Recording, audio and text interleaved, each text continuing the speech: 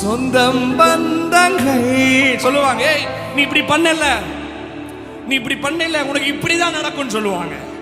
ஆனா ஆண்டவர் பாரு, நம்ம எழுத எந்த பக்குவத்துக்குள்ள நீ வரணும் தெரியுமா?